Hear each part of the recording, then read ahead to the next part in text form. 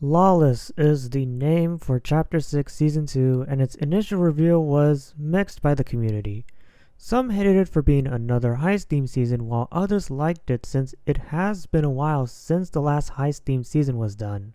Despite the mixed reception, Lawless ended up being a fun season that had a great weapon pool, even though it had its own problems during the season. Lawless brings new change to Onioshima, where the left side of the island has brought in a new biome that is overflowing with gold from last season's mini live event, and with that biome we saw 4 new POIs replace 4 existing ones.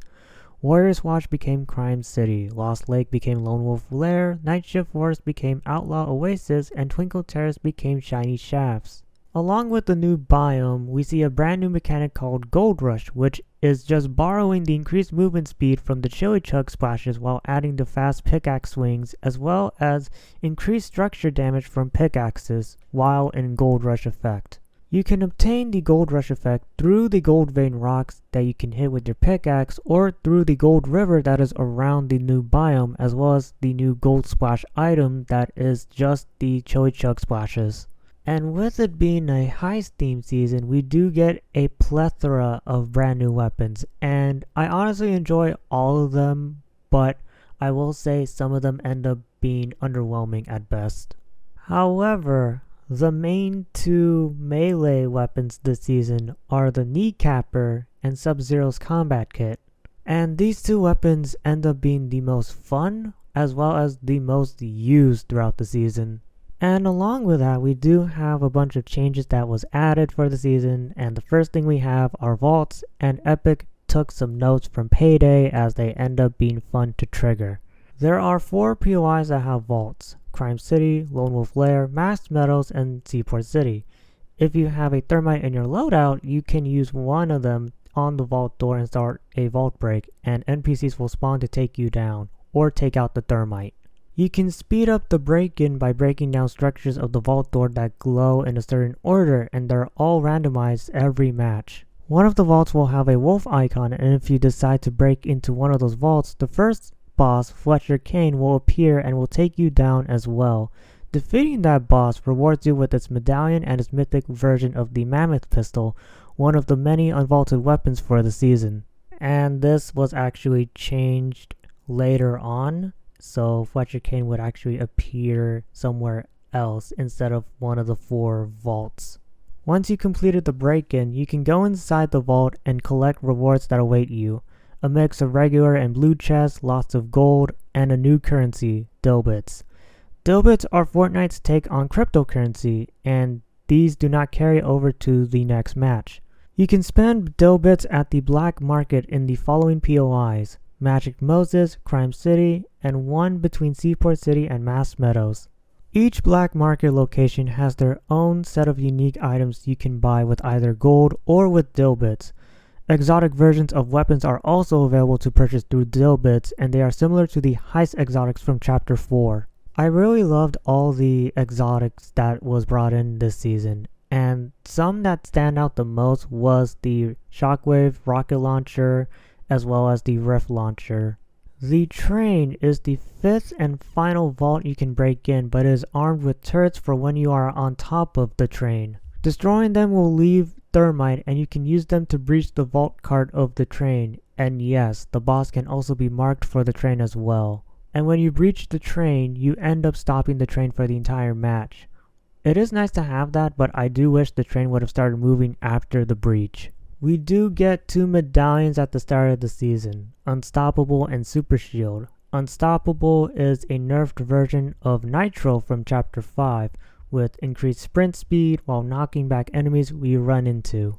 The Super Shield medallion replaces the Shogun X medallion after defeating Shogun X on the floating island, and it spawns a Shield Bubble Jr. when using a healing item excluding splashes and grenades. Vault trucks are the last vaults you can break into to gain some decent loot, but it is protected by a convoy, and the progress is the same as the other vaults minus the train. And the best part about it is that you can drive it after breaking into the truck vault. It originally spawned after the first storm, but ended up being changed to spawn instantly at the beginning of the match.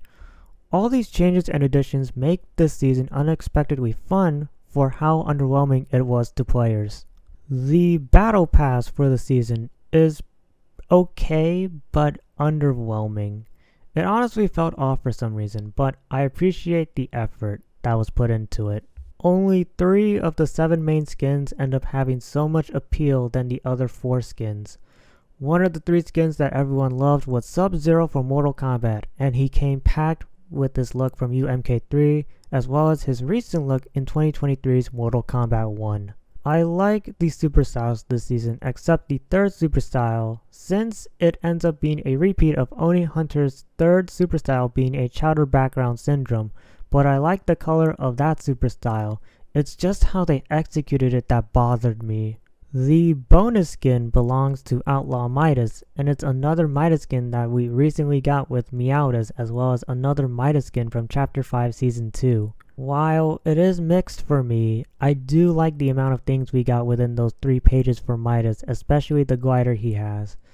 I honestly wish this battle pass had some appeal, but it honestly is the weakest battle pass to date for Chapter 6. I really love the crossovers that we got this season, and some of the notable ones included Cowboy Bebop, Adventure Time, Mortal Kombat, and TMNT. We did get some events that happened this season, and Cowboy Bebop was one of them, where you could earn a free wrap just by completing quests specifically for that collab, whether in Battle Royale or in Team Rumble. With update 34.10, it gave us the Getaway LTM, where it's essentially 2 game modes in one, traditional Battle Royale and Tarkov-like. I mentioned the Tarkov-like because you have to get one of the 4 Crystal Llamas and extract with your squad to win as well. You can also win the traditional way through Victory Royale if you don't want to extract with the Crystal Llama. It originally launched with squads and duos, but squads ended up being disabled entirely, leaving duos opened. It also came out with a ranked version of the mode, but it honestly felt unnecessary since it's just an LTM. The 3rd event was the Party Up Spring Raid, where you had to play Epic Games made modes as well as creative with friends to unlock free rewards as you play. Duplicate from Invincible and items around her were the event items, as well as one of the most notorious songs in Rock Band and Guitar Hero history, Through the Fire and Flames by Dragon Force. Trust me, this is one of the most difficult songs you can play on Pad Lead and Pro Lead. Update 34.21 brought in Mortal Kombat into the island, with Scorpion being a fightable boss where you can get his Mythic Combat Kit and his medallion in one of the 3 landmarks, the Pit, Deadpool, and Living Forest. There is also a Epic Rarity Combat Kit if you haven't gotten his Mythic Combat Kit yet. It works essentially the same as Sub-Zero's Combat Kit, but the difference is that the aim button is his spear. The story for this season is alright, but it is limited when you get to Wanted Midas because update 34.10 forces you to play Battle Royale and Team Rumble in order to progress the story by earning different rarity keycards you can use in every match, which gatekeeps the story to an extent with the update overall. The MacGuffin of this season's story was Daigo and his mask-making abilities for Kane and his henchmen since he was MIA after last season's mini-live event, and he ended up being hired by Kane to make masks for his henchmen afterwards. I honestly feel like the story doesn't go anywhere other than Daigo set up the next season after the Star Wars themed season, considering that we end up only getting a cinematic ending for that story overall.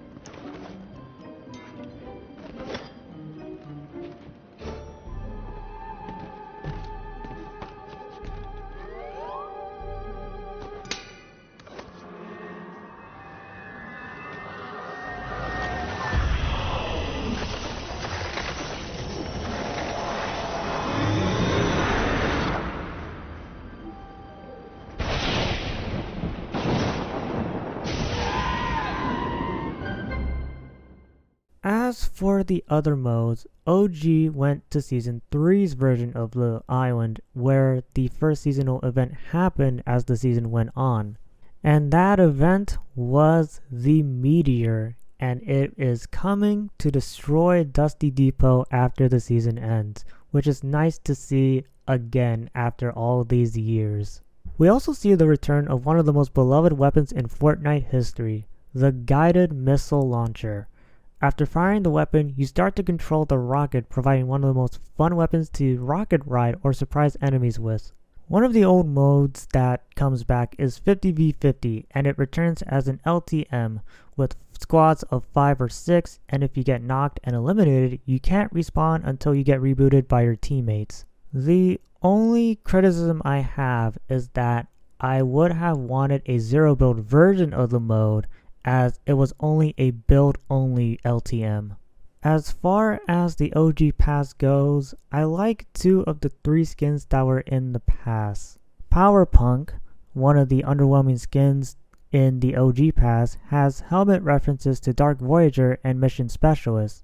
Mecha Rex having a remix of Rex, while his second style is a reference to Rust Lord, and Sir Raven, a knight version of Raven. I don't have much to say with OG since we're about to go into the peak season soon with seasons 4 and 5. Ballistic ends up getting some new changes as well in the form of new items and 2 new maps, Hammerfall and Storm Chaser Cove. Let's start with Hammerfall, and it's a medieval themed map that is the largest map for Ballistic. The middle is like a maze that leads to both plant sites. Some parts of the map are good while others are questionable at best. Storm Chaser Cove, however, is the beach theme map, and it's a better map than Hammerfall. You can play these 2 maps in the new playlist called Test Grounds.